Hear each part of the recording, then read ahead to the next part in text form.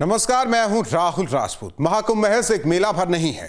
अगर आप ध्यान से देखें और समझें तो यहां आपको जिंदगी का पूरा फलसफा समझ में आ जाएगा।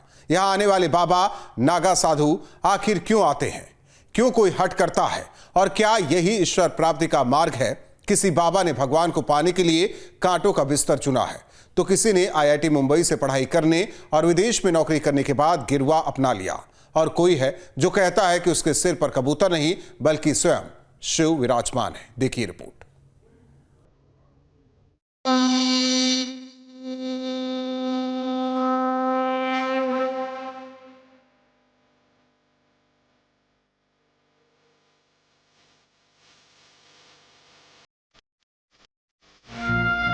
महाकुंभ में जिधर भी नजर डालिए साधु संत और बाबा ही नजर आएंगे।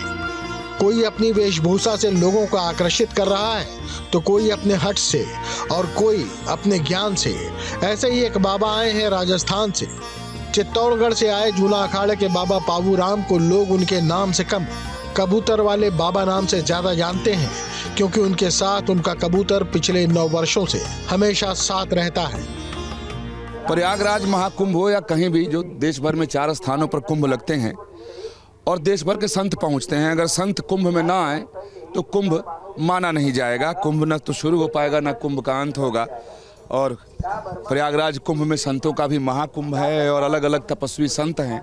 एक ऐसे संत के पास मैं अभी मौजूद हूं जिनकी तपस्या बिल्कुल अलग दिखाई दे रही है। जीव सेवा भी है, अपनी कठिन साधना भी है। महाराज जी हैं, विभूति रमाए बैठे हैं, दिगंबर संत हैं। महाराज जी, बहुत स्वागत है आपका। नारायण जी। महाराज जी, ये देखकर बड़ा आश्चर्य लग रहा है कि आप अपनी तपस्या में भी हैं और आपके सिर पे ये कबूतर भी बैठा है। ये कबूतर नहीं, ये तो जीव शिव का खेल है।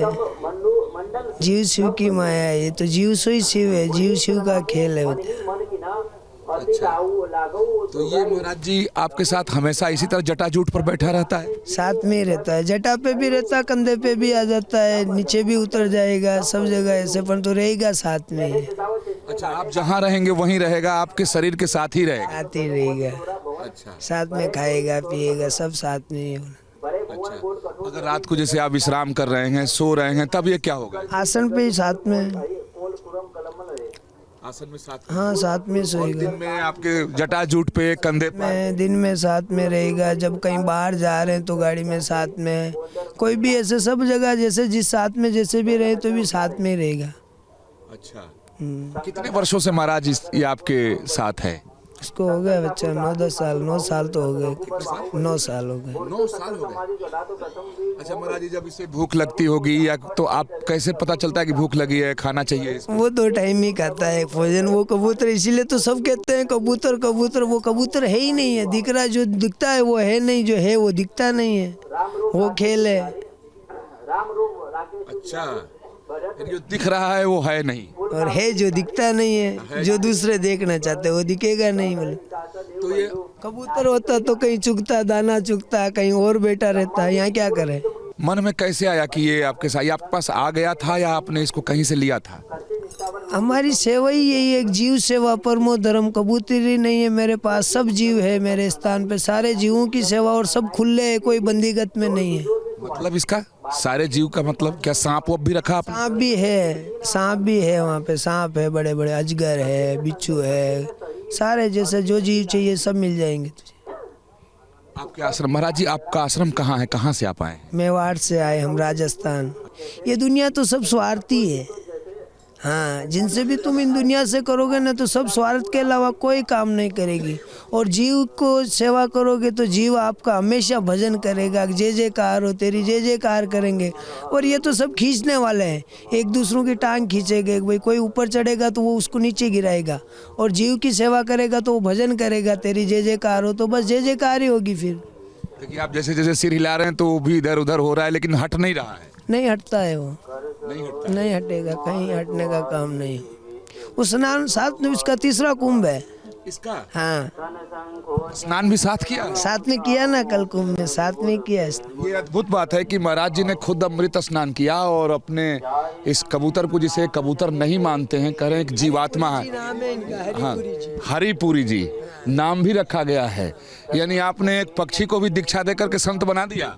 बस ये तो हमने नहीं बनाया, तो स्वयं गुरु महाराज की कृपा है। गुरु महाराज जी की कृपा है। ये सब 6 भुजाधारी की कृपा है। दत्त नाम सत है, सत है वहीं दत्त है। तो आप जब अमृत स्नान करने गए, जिसे शाही स्नान भी कहा जाता था, तो आपके साथ साथ थे ये? साथ में था, ऐसे ही था। और कई बोले तो आप जैसे पत्रकारों ने कई जने मिले, और ऐसे ही बोले तो कल से कई बोले तो फोटो, सब एक ही साथ में स्नान, सब साथ में, नागा साधुओं के साथ में गया सब। इसका अपना भाग्य है तभी आपके साथ है। वो सिर पे बैठा तो कोई बोले तो सिर पे बैठा, यानी उससे बड़ा है। नहीं, ये तो है ना कि हम आएंगे, भक्त आएंगे तो आपके चरण में गिरेंगे, और ये आपके सिर पे ही बैठा हुआ है। बस तो इसीलिए तो जीव से ही शिव है। ये शिव की माया है, ये शिव की माया है। ये अद्भुत है, क्योंकि संतों के चरण में लोग आते हैं, और एक ऐसा जीव है कि संत के सिर के ऊपर बैठा है, और काफ़ी लोगों को आश्चर्य में डालता है।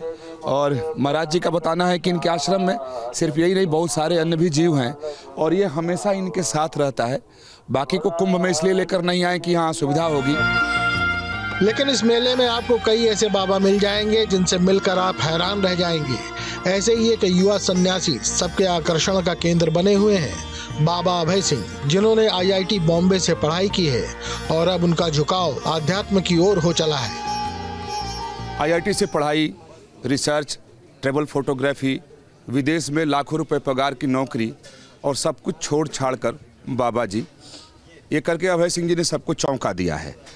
कुंभ में है, हमारे साथ हैं, उनसे बात करते हैं। जब आपको बाबा ही बनना था तो IIT, research, travel photography, cinema बनाना, लाखों रुपए पगार की कनाडा की नौकरी, ये सब क्यों किया आपने? नहीं, उसका फ़ायदा होगा ना। अभी वो सब का जो ज्ञान मैंने अर्जित किया, उस ज्ञान को मैं इकट्ठा कर सकता हूँ ना, और उसका आध्यात्मिकता के हिसाब से भी देख सकता हूँ कि अब ये जो जितनी भी कलाएँ हैं, जो 64 कलाएँ बोली गई हैं, उनमें से तुमने कितनी सीखी हैं। तो वो भी तो आध्यात्मिक ज्ञान ही है ना, उन सब चीज़ों को सीखना, चाहे वो विज्ञान हो, चाहे इंजीनियरिंग हो। अब इंजीनियरिंग कैसे काम करती है, आप उसकी विधा को देखोगे ना, तो कैसे जुड़ती है। जब इंजीनियरिंग समझ में आएगी तब आपको फिर तंत्र भी समझ में आएगा, यंत्र भी समझ में आएगा, क्योंकि वो भी इंजीनियरिंग के हिसाब से बना हुआ है। ट्रायंगल जो शेप है, ज्योमेट्रिक, अब आप ज्योमेट्री समझोगे तो उसको आप समझ रहे हो कि वो आध्यात्म के अंदर तो कुछ साइंस है ही नहीं, उसके अंदर ही असली विज्ञान है। ये लोग कहते हैं जब ज़्यादा पढ़ लेता है तो वो उसका दिमाग ठीक नहीं रहता, वो बावरा हो जाता है। और सोशल मीडिया आप देखें, वो लोग कह रहा है कि ये तो अपना छोरा बावरा हो रखा है। आपकी भाषा में, आपके प्रदेश यानी हरियाणा में लोग ऐसा बोल रहे हैं। हरियाणा में तो जब मैं पहले गया था बात कर रहा था तभी ऐसे ही बोल रहे थे तो उसमें तो ठीक है। बुरा लगता है या कैसा लगता है? नहीं, वो बस अब यही तो सीखा है ना कि अब बहुत ट्रेनिंग के बाद ये समझ में आया कि संसार जैसा है उसको मानना पड़ेगा कि ऐसा ही है। अच्छा, आपके माता पिता क्या राजी हैं? क्योंकि जब तक आप संन्यास तब तक नहीं ले सकते जब तक माँ से, पिता से आज्ञा न ले, खासतौर पे माता जी से आज्ञा न हो जाए। तो क्या घर वाले राजी थे कि इतना पढ़ाई किया, IIT जो सपना होता है बच्चों का वो आपने किया, और फिर अचानक आपने अपनी सारी पैटर्न चेंज कर दी? नहीं, ऐसा कुछ नहीं था ना। मैं तो घर वालों से MP बोलता था, वहाँ पे बैठ के भी साधना करता था। तो अब वो उस टाइम पे भी मैं उनको भी बोलता था कि भाई मैं इस चीज़ को समझ रहा हूँ कि ये सब चीज़ें कैसे काम करती हैं। माता पिता आपके राजी हैं? आदेश कर दिया उन्होंने? नहीं ना, उनको तो वही लगा कि अब ये भगवान का नाम लेने लग गया है, अब तो गए याद से, ये तो पूरा पागल हो गया है। न्यूज स्टेट ने बाबा अभय सिंह के गुरु से भी बात कर उनके बारे में जानना चाहा। रिसर्च, IIT से पढ़ाई, फिर संत, उनके गुरु जी हैं, उनसे बात करते हैं। महाराज, कुंभ में तो आप सभी संत पधारे हैं, बहुत सारे संत हैं जो परम विद्वान हैं, लेकिन आपके एक शिष्य हैं जो IIT से पढ़ाई करके या संत बन गए, वो आपके आश्रम में ही हैं। जब वो आपके पास आए तो उन्होंने क्या बताया कि क्यों साधु बनना चाहते हैं? देखिए, अभी वो साधक है, अभी साधना युक्त है। हमारी संत परंपरा में संन्यास आश्रम लिया जाता है, उसको ब्रह्मचारी रखा जाता है। ब्रह्मचारी के बाद में उसको महापुरुष बनाया जाता है, महापुरुष के बाद में उसको अवधूत बनाया जाता है, अवधूत के बाद में दिगंबर दीक्षा नागा बनाया जाता है। CD बाई CD प्रमोशन होता है, एक साथ प्रमोशन नहीं होता है, समझिए आप। अभी वो इस वैराग्य माया है, वितरागी है, उसका मन परमात्मा की तरफ आकर्षण हो गया। ये इस जन्म में कई जन्मों के संस्कार होते हैं, इसलिए आया है। वो हमारे सानिध्य में, हमारी शरण में आया है, उसका आगे का रास्ता हम प्रस्तुत करेंगे, ये काम करेंगे हम। अब आपको लिए चलते हैं मौनी बाबा के पास, वही बाबा रुद्राक्ष वाले जिन्होंने संगम के अरैल पर रुद्राक्ष से ज्योतिर्लिंग बनाए हैं, जो हर बार कुंभ में अपने रुद्राक्ष के कारण चर्चा में बने रहते हैं। उन्होंने 7 करोड़ रुद्राक्ष से 12 ज्योतिर्लिंग स्थापित किए हैं। मौनी बाबा उर्फ रुद्राक्ष महाराज ने देश भर से 7 करोड़ रुद्राक्ष जुटाकर अपने शिविर में ज्योतिर्लिंग स्थापित किए, जिसे देखने बड़ी संख्या में श्रद्धालु इनके आश्रम पहुंच रहे हैं। इस वक्त महाकुंभ में अनेकों रंग बिखरे हुए हैं और इस समय मैं एक ऐसे शिविर में हूं जहां पर 12 ज्योतिर्लिंग स्थापित किए गए हैं करोड़ों रुद्राक्ष से। और इस वक्त मेरे साथ हैं मौनी बाबा, जिनको रुद्राक्ष बाबा भी बोलते हैं। महाराज जी, गजब, मतलब कहा जाता है कि महाकुंभ की यही तो खासियत है कि एक से एक यहाँ पर बाबाओं का संगम होता है और कई रंग होते हैं। पहले तो इस शिविर के बारे में जानना चाहूँगा, और जो ज्योतिर्लिंग आपने स्थापित किया है, कितने रुद्राक्ष होंगे यहाँ पर? भगवान शिव की कृपा से, बाबा महादेव की कृपा से संपूर्ण विश्व में पहली बार, पूरी दुनिया में पहली बार, सतयुग त्रेता द्वापर के बाद पहली बार, स्वतंत्र भारत और महाकुंभ में पहली बार 7 करोड़ 51 लाख रुद्राक्ष की मणियों से दिव्य 12 ज्योतिर्लिंगों की स्थापना है। प्रत्येक ज्योतिर्लिंग 11 फीट ऊंची, 9 फीट चौड़ी और 7 फीट मोटी है। शिवलिंगों का संकल्प शास्त्रीय मत से है। 11 रुद्र है इसलिए 11 फीट ऊंची है, 9 दुर्गा है इसलिए 9 फीट चौड़ी है, और 7 पुरिया है इसलिए 7 फीट मोटी है। उनका संकल्प है कि भूलोक, भुवालोक, स्वालोक, महालोक, जनालोक, तपालोक, सत्यम लोक से बुटाई है। प्रथमम शैलपुत्रिश्च, द्वितीयम ब्रह्मचारिणीम, तृतीयम चंद्रघंटेति, कुष्मांचतुर्कम, पंचकम स्कंदमातेति, षष्ठम कात्यायनीश्च, सप्तमं कालरात्रिति, महागौरीति, अष्टमम नवमम सिद्धिदात्रीश्च की दृष्टि से इसकी लंबाई है। ये सारा चीज भूतनाथ की कृपा से हो रहा है।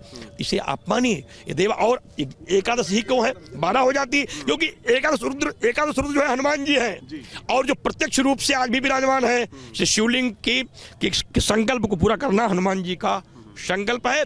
उसी उद्देश्य को लेकर के एक मुख से लेके 26 मुख तक की रुद्राक्षी मणियों से बनने वाली महादेव की दिव्य ज्योतिर्लिंगों का संकल्प संपूर्ण भारत के संकल्पों ने इसे जोड़ा है। 10,000 गांवों की परिक्रमा करके, भिक्षा मांग करके, मां अन्नपूर्णा की कृपा से तीर्थराज प्रयाग मां गंगा के तट पर उनकी गोद में आकर के दिव्य ज्योतिर्लिंगों का निर्माण है। ये वो भूमि है जहां भगवान ब्रह्मा ने प्रथम यज्ञ करके अक्षय वट के सानिध्य में 12 माधों के मध्य संकल्प लिया था, सृष्टि बचाएंगे। वही संकल्प हमने भी लिया है कि भारत को हिंदू राष्ट्र बनाएंगे। इस महाकुंभ में आपको जंगम साधुओं का जत्था भी घूमता मिल जाएगा।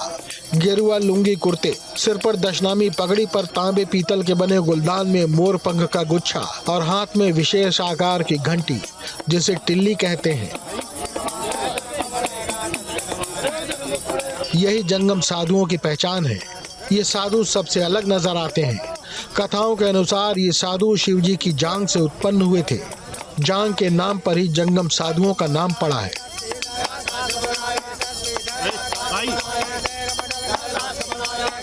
इस वक्त मैं महाकुंभ में हूं और ये तस्वीर देखिए, महाकुंभ की तस्वीर है। जो जंगम, जिनको जंगम कहा जाता है, चूंकि इनका काम होता है कि ये महाकुंभ में घूम घूम के जो भी नागा साधु होते हैं, जो अखाड़े होते हैं, वहां जाकर शिव ब्याह सुनाते हैं। और ये देखिए क्या खूबसूरत तस्वीर है कि जो जंगम के सदस्य जो हैं वो शिव ब्याह गा रहे हैं और जो नागा साधु हैं वो झूम रहे हैं शिव ब्याह पर। ये अपने आप में बहुत ही खूबसूरत तस्वीर है और कह सकते हैं कि यही महाकुंभ की खासियत है, यही महाकुंभ का रंग है। और ऐसे रंग, ऐसे अनेकों रंग इस वक्त बिखरे हुए हैं, ऐसे अनेकों रंग पूरे कुंभ में बिखरे हुए हैं। देखिए नागा साधु कुछ इशारा भी कर रहे हैं और जो जंगम हैं वो शिव ब्याह गा रहे हैं। बात कर लेते हैं, आप थोड़ा सा आ जाइए, आप बता दीजिए क्या आप लोगों को जंगम कहा जाता है? हम लोगों को हम जंगम बाबा हैं। जंगम बाबा आप लोगों को? हाँ जी, शिव पुरोहित। शिव के पुरोहित हैं आप? हाँ जी, शिव पुरोहित जंगम बाबा। अच्छा, हम 10 नाम का हैं। आप लोग क्या करते हैं? शिव स्तुति गाते हैं। शिव स्तुति, शिव विवाह। शिव बाबा। मान्यता है कि जब भगवान शिव और माता पार्वती की शादी हो रही थी, तब भोलेनाथ ने अपना विवाह कराने के लिए भगवान विष्णु और ब्रह्मा जी को दक्षिणा देनी चाहिए, लेकिन दोनों ने ही भगवान शिव की दक्षिणा नहीं ली।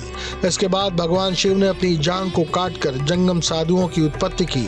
फिर इन्हीं साधुओं ने भगवान शिव से दक्षिणा ली और उनका विवाह कराया, साथ ही विवाह के गीत भी गाए। हैरानी की बात यह है कि जंगम साधु सिर्फ साधुओं से ही दान स्वीकार करते हैं। जंगम साधुओं की भिक्षा मांगने की एक विशेष शैली है। जंगम साधु अखाड़ों में साधुओं को शिव भजन और पुराण सुनाते हैं।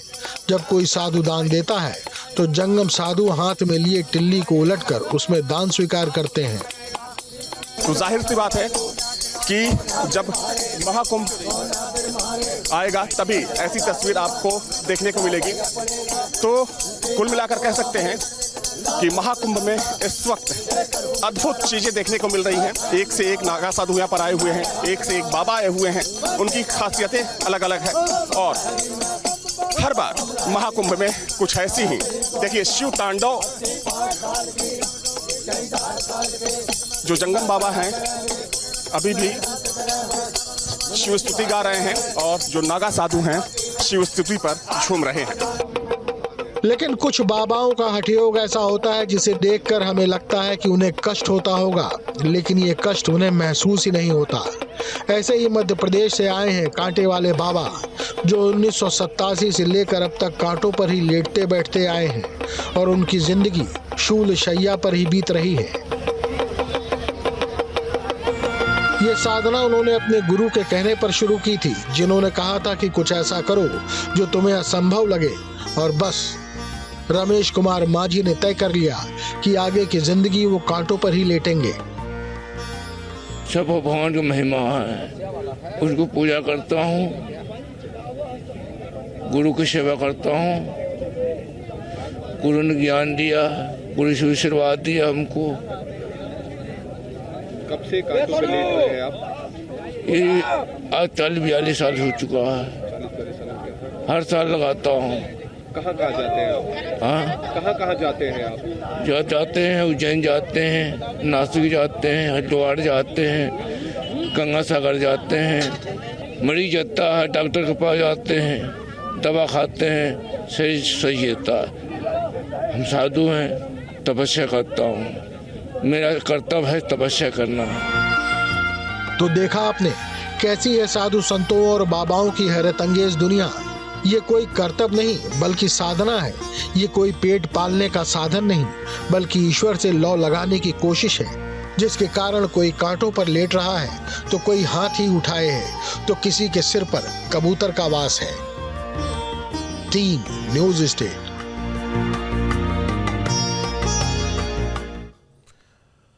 मॉडल और एंकर हर्षा रिछारिया प्रयागराज महाकुंभ के पास से सोशल मीडिया पर और भी छा गई हैं। वो स्वामी कैलाशानंद के रथ पर सवार देखी गई थी। हालांकि अभी हर्षा साध्वी नहीं बनी है, लेकिन उनके मुताबिक उनका झुकाव आध्यात्म की ओर है। अब उनके अमृत स्नान में शामिल होने और महामंडलेश्वर के शाही रथ पर बिठाए जाने पर विवाद भी शुरू हो गया है।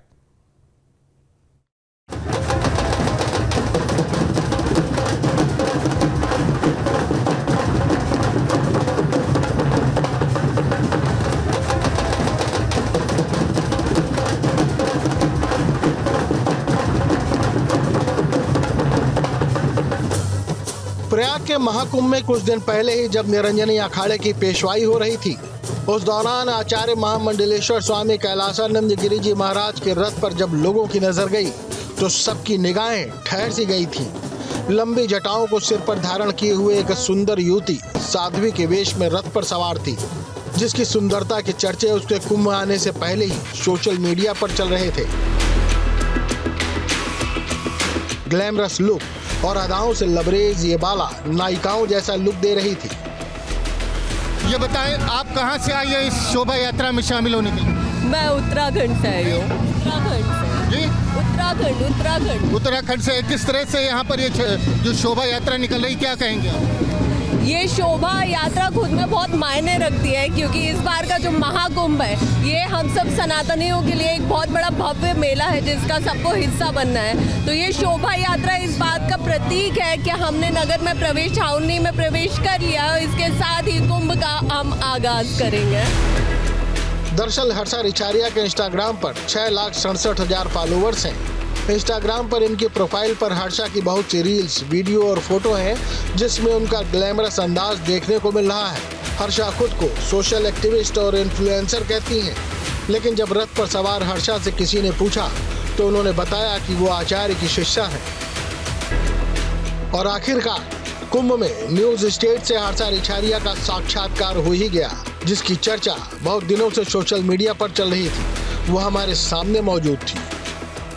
प्रयागराज महाकुंभ का आगाज हो चुका है और देखा जाए तो महाकुंभ की चर्चा पूरी दुनिया में हो रही है।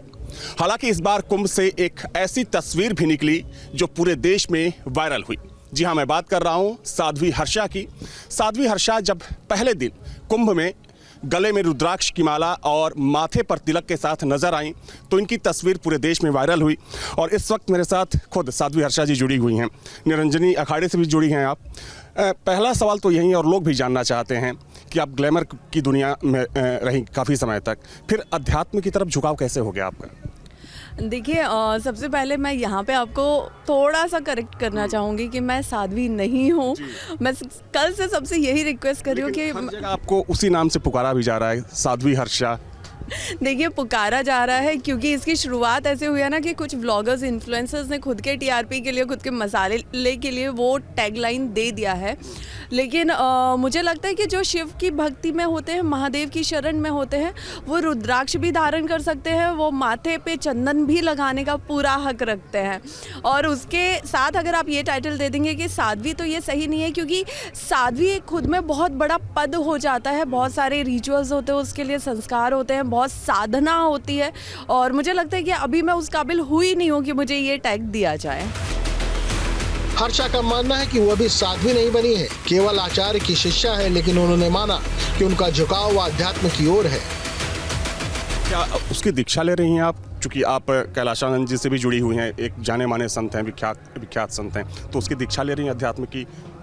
देखिए, जहाँ तक गुरुदेव की बात है, वहाँ मैं अभी जितना समझ पा रही हूँ, पूरा लाइक ऑनलाइन गूगल के थ्रू हर कोई गुरुदेव से जुड़ना, मिलना चाहता है, उनकी शरण में आना चाहता है, उनसे आशीर्वाद लेना चाहता है। तो अगर मैं उनकी शरण में हूँ तो मैं खुद को बहुत भाग्यशाली मानती हूँ कि मैंने उनसे मंत्र दीक्षा ली हुई है, मैंने उनसे गुरु दीक्षा ली हुई है। उनके सानिध्य में, उनके मार्गदर्शन में मैं साधना भी करती हूँ, मैं चीज़ों को सीख भी रही हूँ। तो हाँ, अभी मैं उनकी केवल एक शिष्या हूँ।